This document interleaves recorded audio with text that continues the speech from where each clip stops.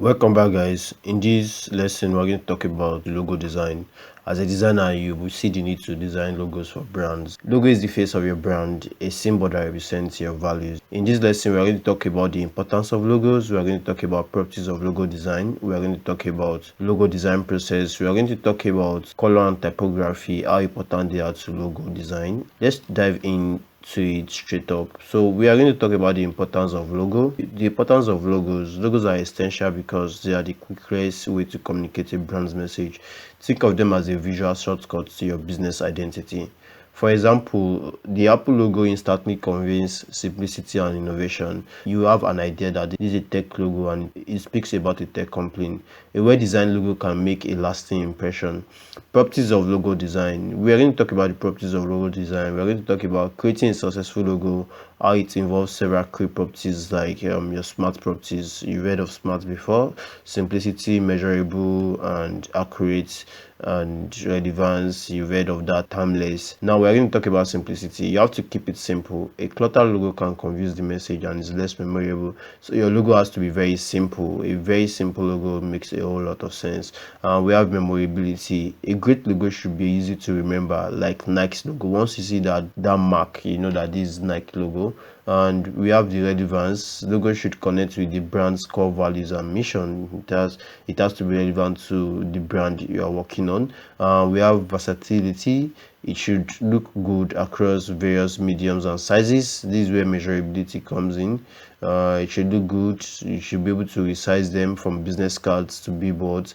Then we have timelessness. A timeless logo stands the test of time, like Coca-Cola's scripts. That logo has been for years and is still relevant to today's design world. So that's something about logo. Logo should be timeless so that you don't go on changing and rebranding logo. For instance, MTN was able to rebrand their logo of recent because the logo is not timeless and they need something more simple and timeless. So these are a lot of reasons why logo can be changed. And logo design process is not ethic, it's just the normal process for designers. Creating a logo involves a thorough design process.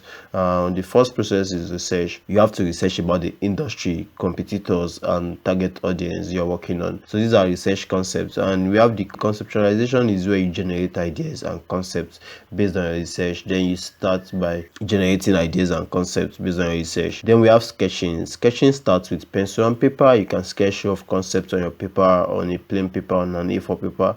You can do that during your design process. Then you can make a detailed design. When you are making a detailed design, that's where tools like CorelDRAW comes in. You can make use of tools like CorelDRAW, Adobe Illustrator, but in this lesson, in this course, we are using CorelDRAW to design our logos. So this is where we're going to do our detailed design. Design process is iterative, involving feedback and revisions. You have to talk to your clients, you have to learn what they feel like about your logo, and you have to explain to them what the logo means and the relevancy of the logo to their industry. Then we have color and typography. These are two important elements of logo design.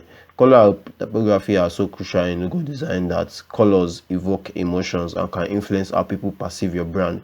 Consider the psychology of color in your design. We've talked about psychology of color, so you have to consider the psychology of color when you're designing a logo. And when we talk about typography, the choice of fonts or typefaces should be in harmony with the logo's message. Fonts can convey tradition, modernity, and playfulness. So these are things you have to consider when you're designing a logo, because we have different types of logo.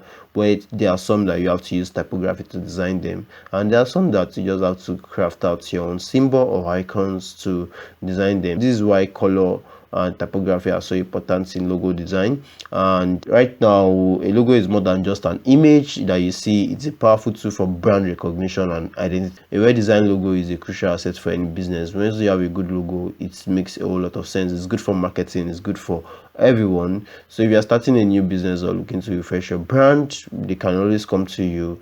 Clients that are starting a new business or looking to refresh their brand can always come to you, and you have to make the right logo that can leave a lasting impression. I hope to see you in the next lesson where we'll get to talk about types of logos. I hope to see you there. See you there.